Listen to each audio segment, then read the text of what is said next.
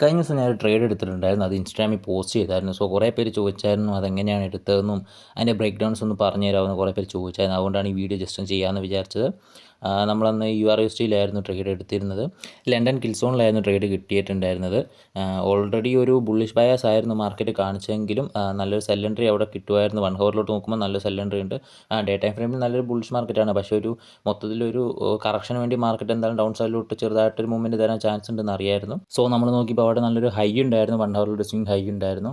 അപ്പോൾ അതിൽ വന്ന് ടാപ്പ് ചെയ്ത് കഴിഞ്ഞാൽ നല്ലൊരു നമുക്കൊരു എൻട്രി പോയിൻ്റ് കൂടെ കിട്ടിക്കഴിഞ്ഞാൽ നമ്മൾ എൻട്രി നോക്കാനായിരുന്നു വിചാരിച്ചത്.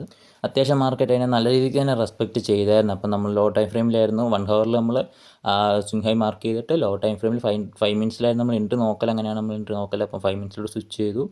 അങ്ങനെ നോക്കുമ്പോൾ ഓൾമോസ്റ്റ് നല്ലൊരു ട്രെൻഡ് ലൈൻ അവിടെ ഫോം ആയിട്ടുണ്ടായിരുന്നു. നല്ലൊരു ട്രെൻഡ് ലൈൻ ലിക്വിഡിറ്റി അവിടെ ഫോം ആയിട്ടുണ്ട്. ഇത് ഡ്രോ ചെയ്താണ് പറയാൻ വിചാരിക്കുക ഞാൻ ട്രെൻഡ് ലൈൻ ബേസിൽ ട്രേഡ് ഞാൻ ട്രെൻഡ് ലൈൻ ബേസിലല്ല ഞാൻ ട്രേഡ് എടുക്കാറ്. ഞാൻ ആ ലിക്വിഡിറ്റി മാർക്ക് ചെയ്താണ് അവിടെ നല്ലൊരു ട്രെൻഡ് ലൈൻ ഫോം ആയതുകൊണ്ട് തന്നെ അതിൻ്റെ താഴെയായിട്ട് നല്ല ലിക്വിഡിറ്റി നമുക്ക് ഫൈൻഡ് ചെയ്യാൻ പറ്റും. സോ മാർക്കറ്റ് അവിടെ നിന്ന് നല്ലൊരു റിജക്ഷൻ തരുവാണെങ്കിൽ ആ ലിക്വിഡിറ്റി വരെ നമുക്ക് നമ്മുടെ ടാർഗറ്റൊക്കെ സെറ്റ് ചെയ്യാൻ പറ്റും. അതുകൊണ്ട് അതിൻ്റെ ഒരു സെറ്റിന് വേണ്ടിയാണ് ഞാൻ ആ ലിക്വിഡിറ്റി മാർക്ക്. പിന്നെ നമുക്കത് കൺഫർമേഷൻ കൂടിയാണ്. ട്രെൻഡ് ലൈൻ ബ്രേക്ക് ചെയ്ത് കഴിഞ്ഞാൽ നമുക്കൊരു കൺഫർമേഷൻ കൂടിയാണ്. പിന്നെ നോക്കുമ്പോൾ ട്രെൻഡ് ലൈൻ ബ്രേക്ക് ചെയ്യുന്ന സമയത്ത് നമുക്കൊരു BOS കിട്ടി. പക്ഷേ അവിടെ BOSിൻ്റെ സമയത്ത് നമുക്കൊരു എൻട്രി പോയിൻ്റ് ആയിട്ട് ഒരു FEG ഫോം ആയില്ല. ഒരു FEG ഉണ്ടായിരുന്നു, FEG ഫോം ആയില്ല. 3 മിനിറ്റ്സിലാണ് FEG ഉണ്ട്. പക്ഷേ നമ്മൾ 5 മിനിറ്റ്സിലാണ് നോക്കിയത് തന്നെ. അതുകൊണ്ട് നമുക്ക് നല്ലൊരു കൺഫർമേഷൻ കിട്ടുന്നവരെ വെയിറ്റ് ചെയ്യാമെന്ന് വിചാരിച്ചു. അപ്പോൾ കുറച്ചുകൂടെ കഴിഞ്ഞപ്പോൾ അത്യാവശ്യം നല്ലൊരു ബ്രേക്ക് ഔട്ട് താഴെ തന്നെ ട്രെൻഡ് ലൈൻ്റെ താഴെ തന്നെ ബ്രേക്ക് ഔട്ട് തന്നു. അതോടൊപ്പം തന്നെ അവിടെ ഒരു FEG ഫോം ആയിട്ടുണ്ട്. നല്ലൊരു FEG ഫോം ആക്കി എൻട്രി പോയിൻ്റ് ആയിട്ട് അവിടെ എടുക്കാൻ നല്ലൊരു BOSും കിട്ടി. അതിൻ്റെ കൂടെ തന്നെ നല്ലൊരു FEG അവിടെ ഫോമായി. സോ നമുക്ക് അത്യാവശ്യം നല്ല കൺഫർമേഷൻ കിട്ടിയിട്ടുണ്ട് അവിടെ. ഏകദേശം നല്ലൊരു കൺഫർമേഷൻ നമുക്ക് അവിടെ കിട്ടി. BOS ഉണ്ട്. പിന്നെ അതോടൊപ്പം തന്നെ താഴെ നോക്കിക്കഴിഞ്ഞാൽ ഒരു എക്സ്ട്രീം ആയിട്ടൊരു സ്വിംഗ് ലോ കൂടി ഉണ്ട്. അതും മാർക്കറ്റ് അത്യാവശ്യം ബ്രേക്ക് ചെയ്തിട്ടുണ്ട്. അത് അവിടെ ഒരു FEG നമുക്ക് ഫോമായി കിട്ടി.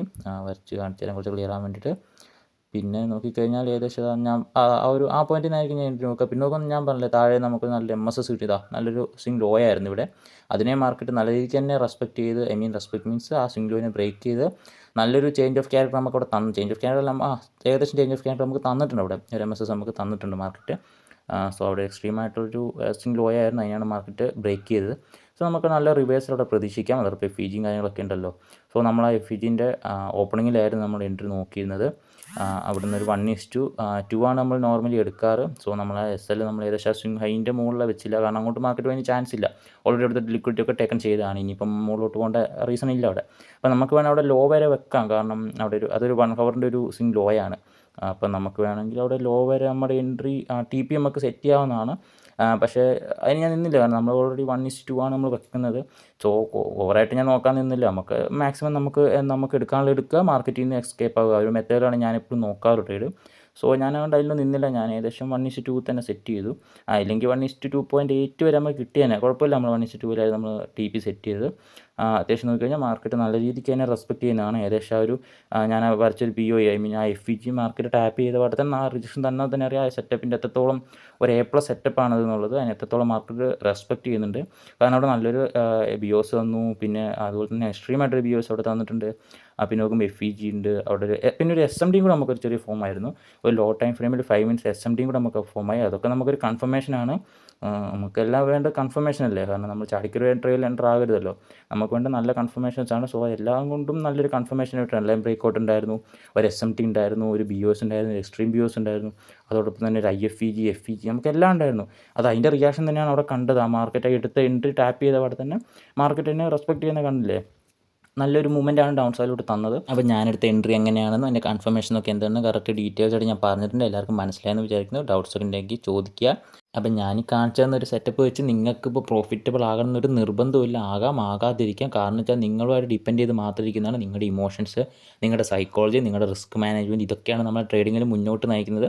അതെല്ലാവരും ഓർക്കുക. അല്ലാണ്ട് ഒരാളൊരു സ്ട്രാറ്റജിയോ അല്ല ഒരു സെറ്റപ്പ് കാണിച്ചതെന്ന് വെച്ചാൽ അതൊരിക്കലും നിങ്ങൾക്ക് അതുകൊണ്ട് എല്ലാം ആയി എന്ന് വിചാരിക്കരുത്. മാക്സിമം ട്രേഡിംഗ് ചാർട്ടിൽ ടൈം സ്പെൻഡ് ചെയ്യുക. ട്രേഡ് എടുക്കാൻ വേണ്ടിയല്ല, ഇതേപോലത്തെ ചാർട്ടിലെ കാര്യങ്ങൾ പഠിക്കാൻ വേണ്ടി സ്പെൻഡ് ചെയ്യുക. അങ്ങനെ നല്ല ട്രേഡർ ആകാൻ ശ്രമിക്കുക. കാരണം ഒരിക്കലും ഇതുപോലെ മറ്റുള്ളവരുടെ ഒരു സ്ട്രാറ്റജിയോ കാര്യങ്ങളും നിങ്ങളെ മുന്നോട്ട് നയിക്കാൻ പോകുന്നില്ല. നിങ്ങളുടെ എക്സ്പീരിയൻസ് മാത്രമേ നിങ്ങൾക്ക് മുന്നോട്ടുണ്ടാകുക.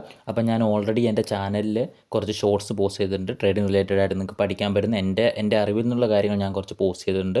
നിങ്ങൾക്ക് വേണമെങ്കിൽ അത് ചെക്കൗട്ട് ചെയ്യാവുന്നതാണ്. അപ്പോൾ ഇതുപോലെ ട്രേഡിംഗ് റിലേറ്റഡ് വീഡിയോസിന് വേണ്ടി ഇപ്പോൾ തന്നെ ചാനൽ സബ്സ്ക്രൈബ് ചെയ്യുക. അപ്പോൾ നെക്സ്റ്റ് ഒരു വീഡിയോയിൽ കാണുന്നത് വരെ ബൈ.